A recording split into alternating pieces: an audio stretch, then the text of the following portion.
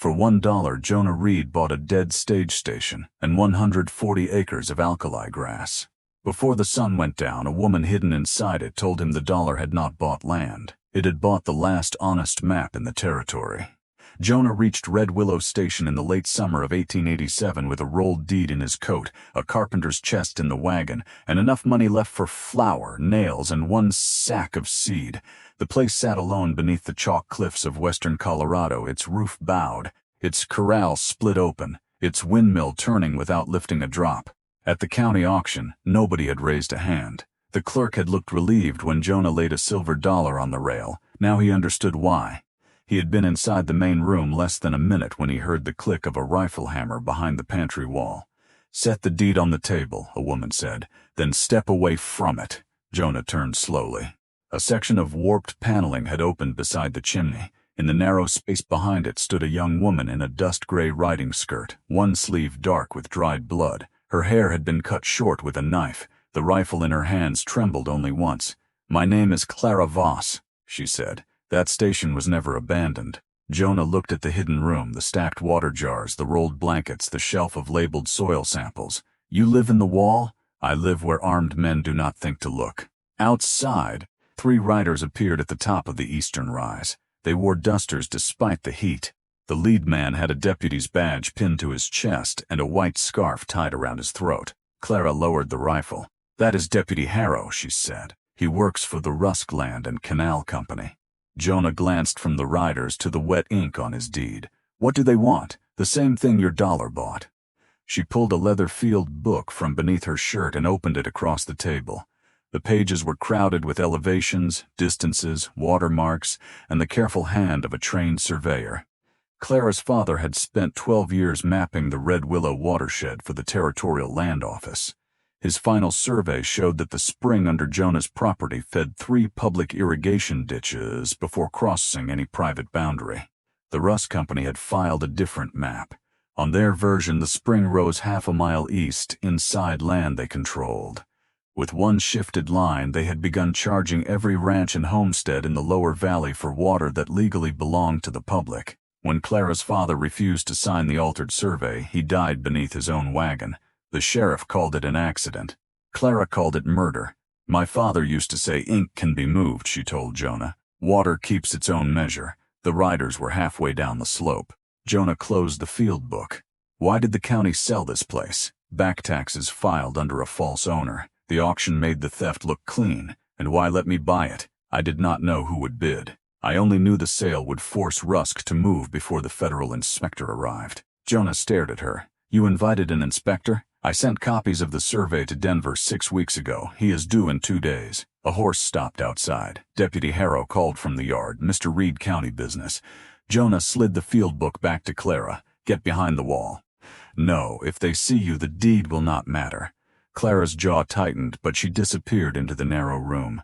Jonah pushed the panel shut, laid his carpenter's square beside the deed, and opened the front door. Harrow stood on the porch with 2 men behind him. His badge was real, his authority was not. "Welcome to Red Willow," Harrow said. "I came to save you trouble. There was an error at the auction." Jonah held up the deed. "The county seal says otherwise." Harrow smiled. "Paper can be corrected." Behind him, one of the riders looked toward the dry windmill. The other studied the windows. Jonah noticed both men wore new boots, but their saddle blankets were crusted white with mineral dust from the Rusk diversion works. They had not come from town. They had come straight from the spring. Harrow offered Jonah $10 to surrender the deed, then $50. Then he stopped smiling. "This country is hard on men who confuse ownership with protection."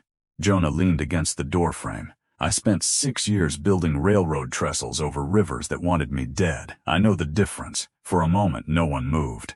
Then, from far down the stage road, a freight bell rang. A supply wagon was approaching the station, visible from the ridge. Harrow heard it too. He stepped back. 2 days is a long time, Mr. Reed." The riders left without drawing a gun. That frightened Jonah more than if they had. By midnight, he and Clara had moved the field book, the deed, and her father's instruments into 3 separate hiding places.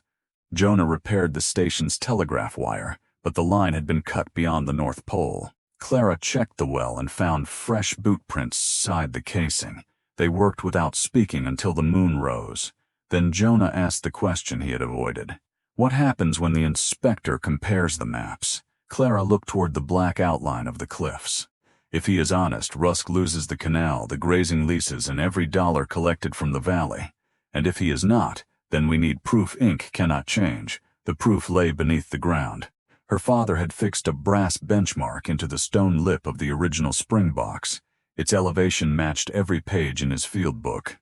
If they uncovered it with the inspector present, the altered map would collapse in minutes.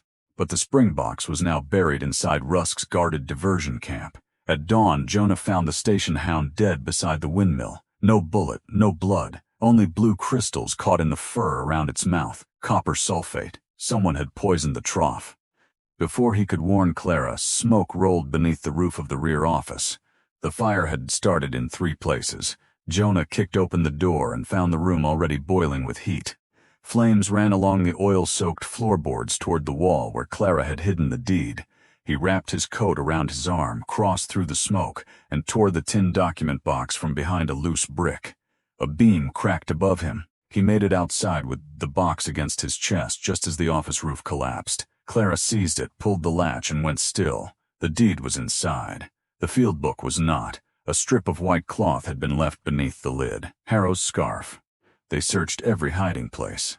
The field book was gone. The telegraph line was dead.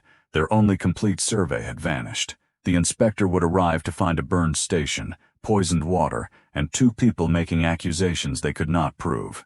Then hoofbeats sounded in the wash below the house. Clara ran for the rifle. Jonah reached the porch in time to see a boy tumble from a lathered mule. He could not have been more than 14. His shirt bore the brown dust of the diversion camp. "They took the book," he gasped. "Harrow gave it to Mr. Rusk. They are burning the old spring box before the inspector comes." Clara recognized him as Mateo Ruiz, the son of a ditch-keeper who had disappeared after refusing to pay the new water toll. "Why help us?" she asked. Mateo looked at the dead hound, then at the smoke rising from the station. "Because my mother sold her wedding ring to buy water last winter." That was the darkest truth in the valley. Rusk had not stolen water with guns. He had stolen it 1 bucket, 1 calf, 1 wedding ring at a time. Jonah opened his carpenter's chest. Inside were bridge spikes, a plumb bob, 2 coils of line, and a small vial of red marking powder. Clara watched him. "What are you doing? Your father said water keeps its own measure." Jonah lifted the plumb bob. "So does gravity." They could not recover the field book before dawn, but they could recreate the part that mattered most. Using the station deed, Clara's memory, and the visible notch marks her father had carved into 3 old cottonwoods, they rebuilt the survey line across the property. Jonah set stakes by lantern light. Clara called distances. Mateo carried the chain. The measurements led not toward Rusk's mapped spring, but toward a sealed stone culvert beneath the old stage road. At first light, Jonah pried away the capstones. Cold water surged through the gap. It ran west, exactly as Clara's father had recorded. And embedded in the underside of the culvert arch was a second brass benchmark no one knew existed. Clara touched the stamped initials with shaking fingers. "CV," she whispered. "He named it for me. The benchmark gave them elevation. The flowing culvert gave them direction. The 3 cottonwoods gave them alignment. Together, those facts formed a survey that could be repeated by any honest engineer in the territory. They no longer needed to ask anyone to trust Clara's story. They could make the land testify. But Harrow was already coming back. This time he brought 12 men. They approached from the north in 2 lines, rifles across their saddles, while smoke rose from the diversion camp behind them. Rusk's crews were destroying the original spring box. The federal inspector's wagon appeared at the same moment on the southern road. Harrow saw it and understood. He ordered his men toward the culvert. Jonah planted himself on the stage bridge with a sledgehammer in both hands. He had spent half his life learning which pieces of timber carried weight and which only looked important. The bridge beneath Harrow had 1 rotten king post. Jonah struck the brace. The center span dropped 3 feet with a roar of snapping wood. Horses reared. Riders spilled into the shallow wash. No one died, but the bridge became an impassable knot of beams, tack, and shouting men. It bought Clara 7 minutes. 7 minutes was enough. She stood beside the open culvert as the inspector arrived with 2 federal marshals and a survey assistant. She showed them the deed, then the benchmark, then the cottonwood marks. The assistant set his level, took the first reading, and frowned. He took a second, then a third. Rusk's filed elevation was wrong by 19 feet, not an error, an impossibility. Water could not climb 19 feet uphill to reach the channel shown on Rusk's map. The inspector looked across the wash at Harrow. "Deputy, I suggest you remove that badge." Harrow reached for his revolver. Mateo's mother stepped onto the road behind him carrying an empty water pail. Then came the Ruiz family, then the Bell Ranch, then 6 widows from the South Ditch. By noon, more than 40 Valley settlers had gathered around the broken bridge, each carrying toll receipts, seizure notices, or ledgers showing what Rusk had taken. Harrow could threaten 2 witnesses. He could not threaten a valley. The federal marshals arrested him before sunset. Rusk fled toward the territorial line, but the inspector wired ahead from the repaired station. He was taken from a train in Pueblo with Clara's stolen field book sewn into the lining of his valise. The hearings lasted through winter. The Rusk Company lost its canal charter. The county clerk who had arranged the auction confessed. 3 officials resigned. Families received credit for illegal tolls, though not every loss could be returned. Clara's father's survey was restored to the territorial record. The law offered Jonah the option to void his $1 deed. He kept it, not because Red Willow had become valuable, because it had become useful. By spring, the burned rear office had been rebuilt as a public records room. Copies of every water filing in the district hung behind glass.